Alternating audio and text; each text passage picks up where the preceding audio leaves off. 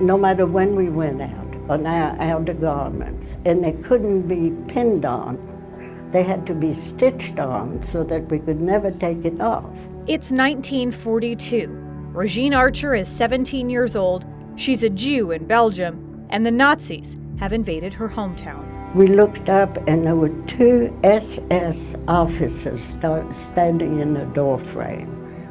Regine's world was turned upside down. Her family went into hiding. They lived off of rations and were aided by an underground resistance. But I can assure you we were scared. But we, somehow, the grace of God, we made it through. Regine and her family braced for Nazi Germany's descent on her life in Belgium, a time in which they tenaciously fought to stay alive and preserve their way of life. That was then. Now, Regine makes time to tell her story to those willing to listen. There are good and bad people everywhere, and you have to try to just influence people to think the best of everybody else.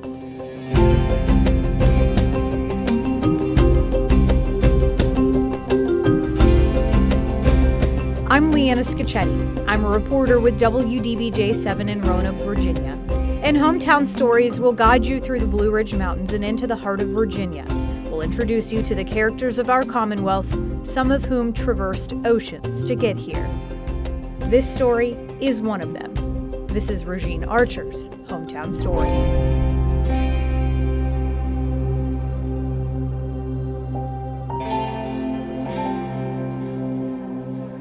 Every once in a while, a local museum in Salem, Virginia hosts events like this one. Well before the event kicks off, it's a full house. This museum actually used to be a home built in the mid-1800s. It's a pretty two-story brick building that's been moved and added to over time. Now, it's got an array of photos, art, books, and artifacts related to local history. And luckily, every once in a while, history also gets a voice. It was that good. I'm delighted I get to hear it twice. I'm one of the lucky ones. That's Fran Ferguson. She's the curator of this museum.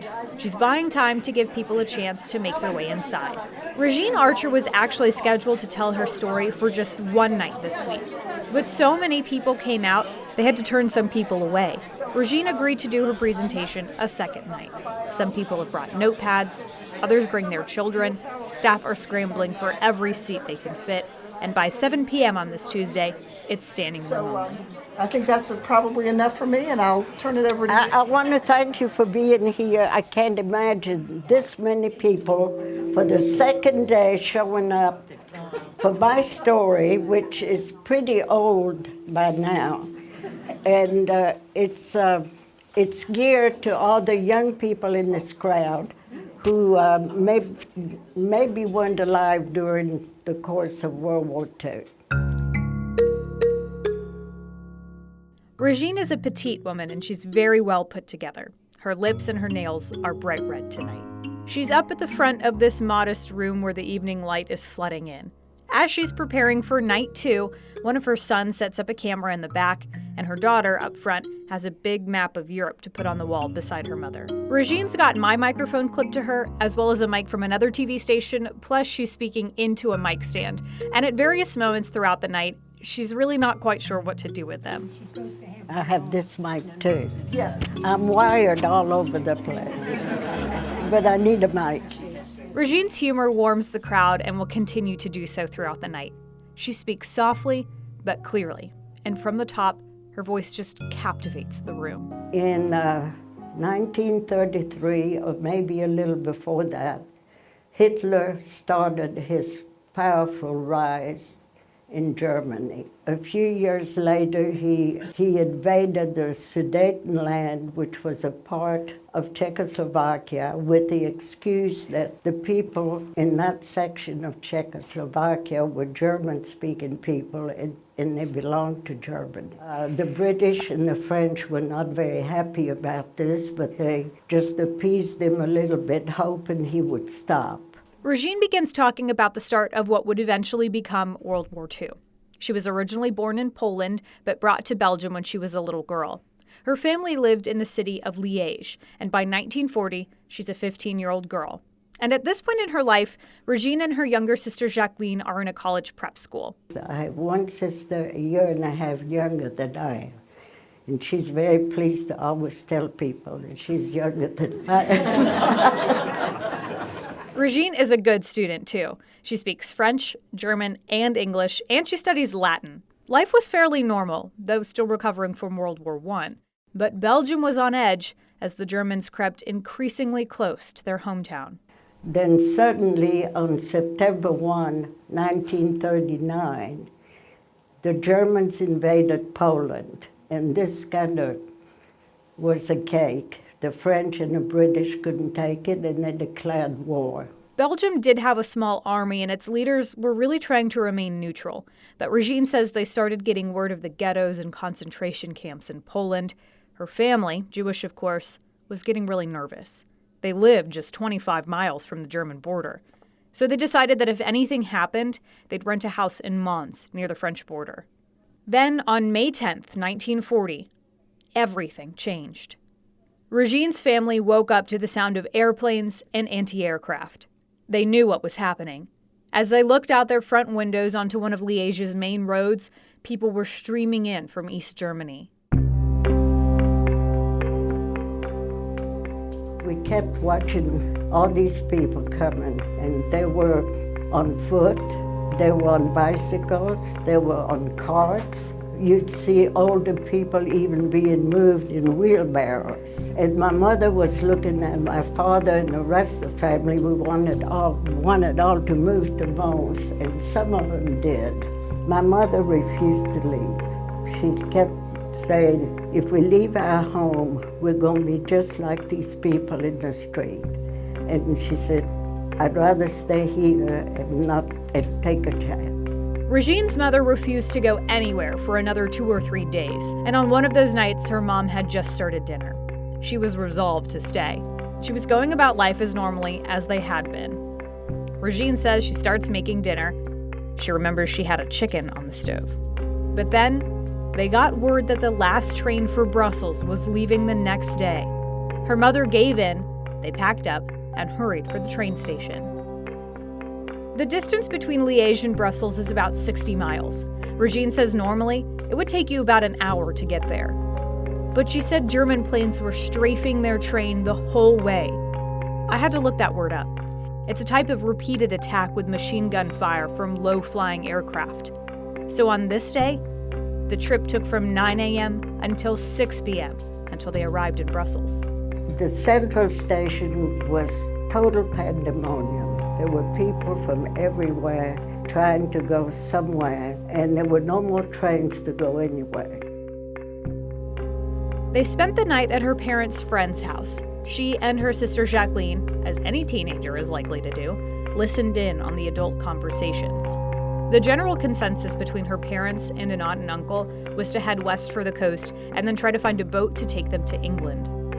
Keep in mind that cars were totally useless because gasoline ran out and it wouldn't be available. And if you had a car, you'd have to abandon it on the side of the road. So you took whatever conveyances you could find. In some places, there were still some small trains or something, but the rest of the time, you walked. So that's what they did. They walked all the way to the coast. Regine says sometimes they would hitch a ride with a truck, but they really were refugees, and the whole time they're being attacked by the Germans. They were trying to get rid of the civilian population because they had equipment, as they were advancing in the country. They wanted it to be clear so that they could come. We would hit the ditches when the planes would come. One day my sister landed in a ditch next to a dead soldier. And we went to a little old cemetery one day we were right by there to sit down and rest. There was a dead soldier in another ditch.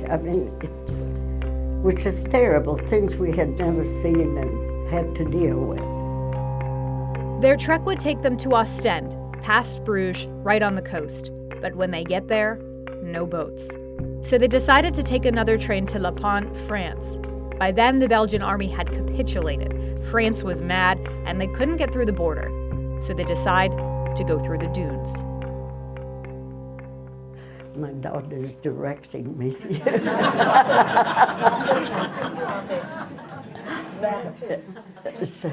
Okay, can you hear me? That's Regine's daughter jumping in, reminding her to speak into the mic stand. Were you walking? We were walking. Most of the time, it's all you could do. You had nothing to take you anywhere. We had no food. You would come through small villages where there'd be bakeries, and there would be a line waiting for the bakery to produce some loaves of bread, which they did in small quantities. If you were far down the line, by the time you got to the door, all the bread was gone. So I remember one day we had half a loaf of gingerbread and a can of sardines, and that was for 6 people. But we passed a number of farmhouses, and many of the farmers' wives would have great big kettles of soup cooking away in the front of the yard, and you could help yourself, and they would help you and give you some soup. We slept in barns. We just managed the best we could. They keep going like that until they get to Calais, a big harbor town. It's being bombed night and day. Regine says she and her family took shelter in a basement of a municipal building which had been designated as an air raid shelter. While they're down there, they hear that the Germans have encircled the entire area and that there was no use in going further south. It's at that time that Regine's aunt and uncle, who were traveling with them, leave Calais. For 6 months, Regine's family has no idea what happened to them. Eventually, they get word from the Geneva Red Cross that her aunt and uncle had made it to England, and they spent the war in Liverpool. Regine's family, on the other hand, decide to go back to Belgium. They head north toward Dunkirk. En route, they come across an estuary where a bridge has been blown out while people were still on it. There was a couple there, and the lady was holding a scarf up, and she said, "This is all I have left of my daughter." And there was no bridge, there was no way to cross, and suddenly all the fishermen in that area brought their boats side by side from one side of the estuary to the other, and we all jumped from one boat to the other to get to the other side. And that wasn't very easy either, but we made it. When they arrive at Dunkirk, there are torpedoes all over the beaches. We arrived at the time that the British were being taken back to England by the small boats that came in there. There were 2 big, huge rows of British soldiers being taken on. There were big ships there were airplanes flying, and you looked over the dunes and you had tanks fighting between the dunes and the city of Dunkirk. It was just, you tried to walk in sand or even tried to run in sand. It was just very, very bad. We took refuge in a nursing home, which was right on top of the dunes, and stayed there until all the British were gone. And that was something else, really, to see. They kept going, back to La Panne, and across from there was a small resort. The homes were mostly used in the summertime, but they'd been opened up to let people take refuge inside. When they wake up the next morning, the Germans have arrived, bringing with them huge trucks. On each truck, the name of a Belgian city, Liège, Brussels, Antwerp. They're being taken home. And what they saw when they get home to Liège was not at all what they expected to see. The house was standing there. Nothing had happened. We went in. The pot of soup was on the stove. And my mother said, "See, if we had stayed here, nothing would have happened."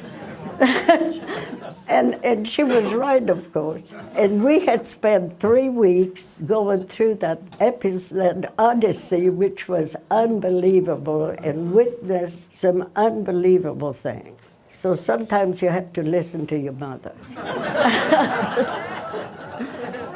But you know, those were experiences that were so totally unnatural that you never forget them. They mark you for life, and you just keep remembering that.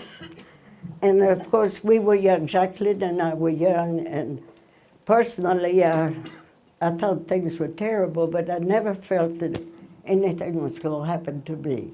And I think that's just part of being young. I don't think you worry about too much.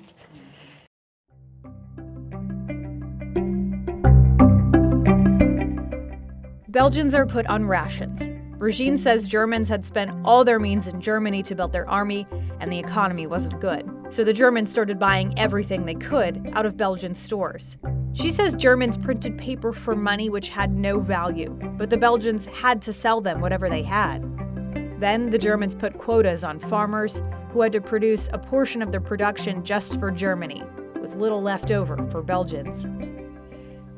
You had very little coffee, you had very little butter. Potatoes, which is a staple in Belgium, you know, French fries and all that good stuff. Very little. They produced rutabaga for population, and I won't even look at a rutabaga.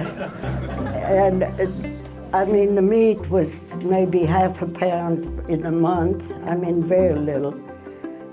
Many people in those days smoked. Women didn't get any rations at all, just the men. And you could take like 100 gram, which is nothing, and make your own cigarettes, or you could get 20 cigarettes a month. I mean, it was my father, who was not supposed to smoke, shared his ration with me. But anyway, life just kind of resumed slowly, and except for hearing the Germans marching down the streets with their boots and singing their German songs, and you know, things just were very, very unhappy. And of course, any sign of resistance was immediately, you were put to the wall and shot. I mean, and there was resistance building up. For Jews, Regine says the first year was eerily quiet, but in the second year, they started passing some restrictions. First, a curfew. Jews were supposed to be home by 7 p.m. at night and couldn't leave their house until 7 a.m. the next morning. Fast forward to January 1942. Regine is in her last year at college prep school when she learns she will not be finishing her schooling. Jewish children are not allowed to attend school anymore. Regine says they were told that German leadership would form Jewish schools with Jewish teachers. That didn't happen. She didn't get her diploma. Then came the yellow stars. No matter when we went out, on our outer garments, and they couldn't be pinned on. They had to be stitched on so that we could never take it off. I had a cousin who was getting married, and they couldn't have a regular wedding, so they had a home wedding. They had a pretty large home, and they had a great big room downstairs, and they set up tables. The wedding took place in the home, and the dinner, there was a big dinner for the people who attended. There probably were 30 people there, mostly family members and close friends. In the middle of the dinner, there was a relatively small door that opened up in this room.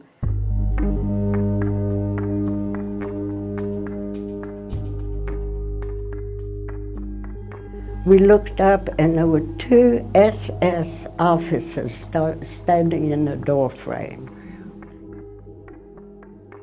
The room now is so still. Everyone is drawn in on every word. You can almost feel us all holding our breath as Regine continues. We had no idea why they were there. They were just very relaxed, and they were just breaking up the whole thing by just being there. Their excuse was that they wanted to see all our outer garments and make sure that we had a star sewn onto the coats. And of course, that just took care of everything. And then they left. They just took great fun in doing something like that. The whole room is relieved the story didn't end differently. We don't have to say it to know it. German police then started sending notices to people 16 and over to present themselves at the police stations. Regine says they were being ordered to go and work in Germany, meaning they were picking up people to eventually exterminate them. Her sister got a notice. She never went. Regine says her family was blessed with good neighbors in those years, Christian and Jewish. And one of those neighbors did something that would likely save their lives. That neighbor put Regine's mom in touch with her daughter's school, a Catholic school at a convent not far from Liège. That neighbor also had a home in Sprimont, south of Liège. She told them to go live there and hide. The mayor in the town was part of the underground resistance. He created ID cards for the family with fake names, free of the new stamps that would identify them as Jewish. Plus, they'd need the ID cards if they wanted to eat. That was the only way you could get rations. Regine takes on a new identity. René Logis was very close to my last name because you always felt if you were caught, and if you chose something totally different, you might mess up. Soon, Germans come looking for her family. Her parents flee to a hunting lodge deeper in the middle of the woods on private hunting grounds. Thankfully, the resistance was never far. Somebody from the farm had a little horn, and they would blow the horn to warn my parents. And my parents would leave the chalet and go back deeper into the woods. And when the Germans left, they blew the horn and they went back to the chalet. And then Regine and Jacqueline go to school, where the Mother Superior and a priest are the only ones who know who they really are.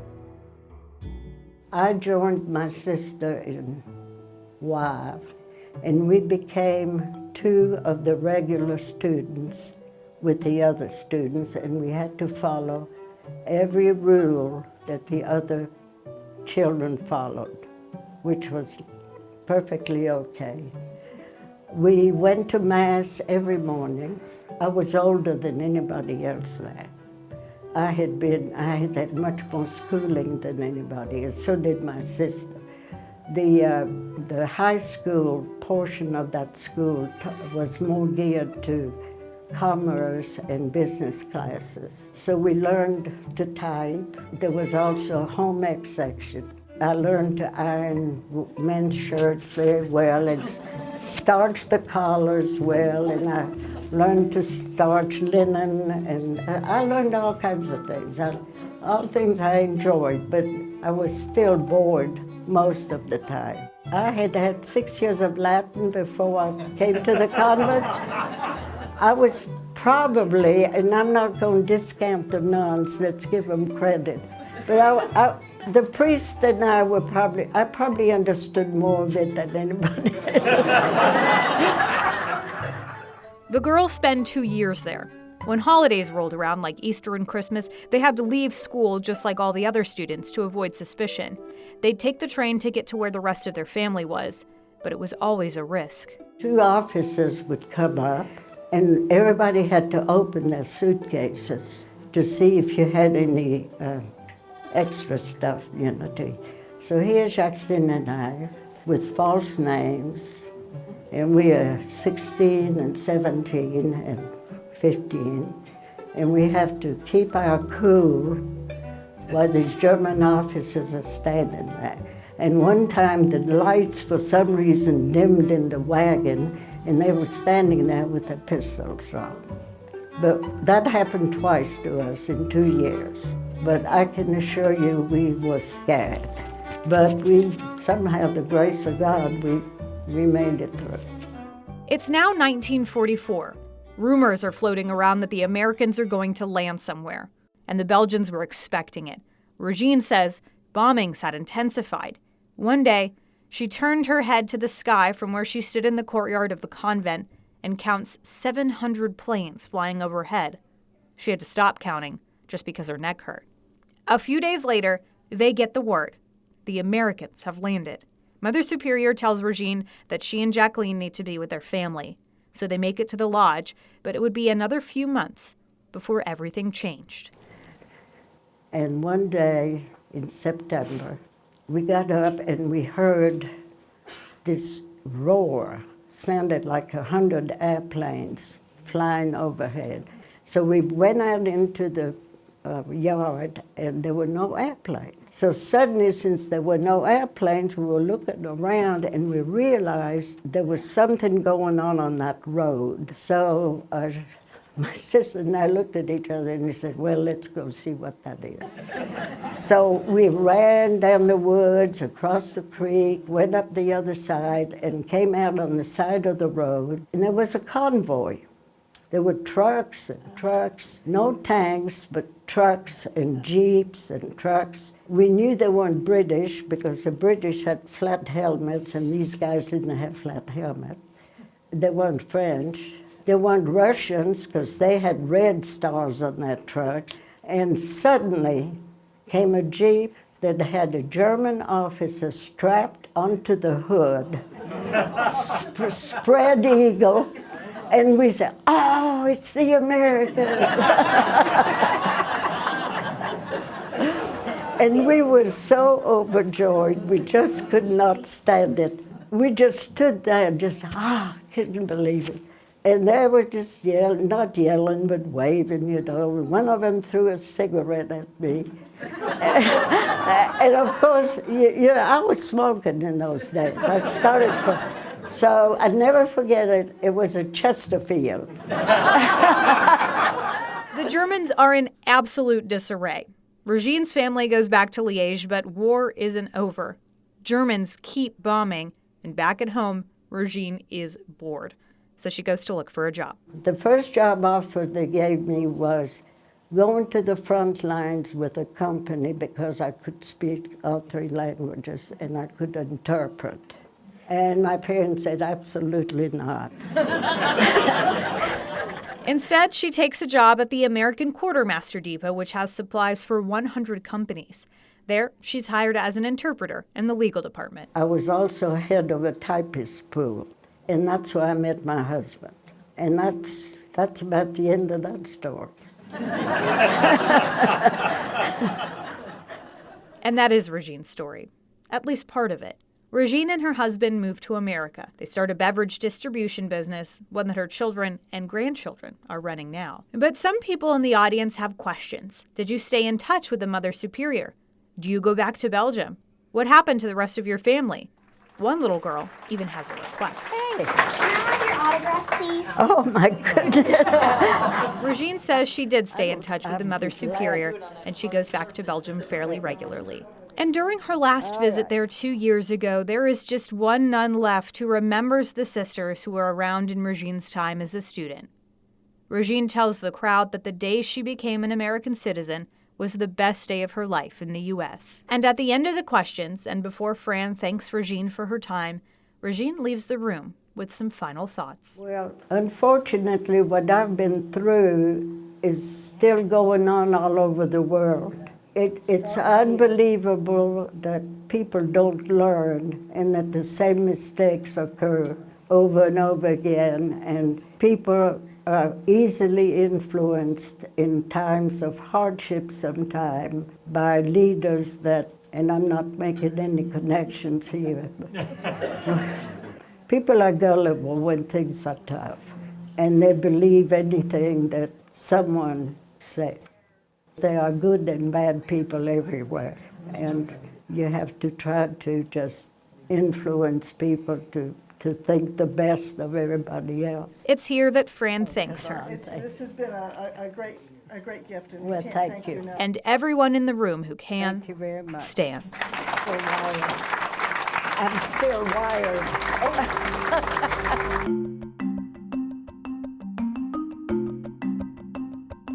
Special thanks to Regine Archer, her family, Fran Ferguson, and the Salem Historical Society. Hometown Stories is a production of WDBJ-7 in Roanoke, Virginia. Our editor is Ben Raquelme, our news director is David Hughes, and I'm Leanna Scacchetti. We'll see you next time.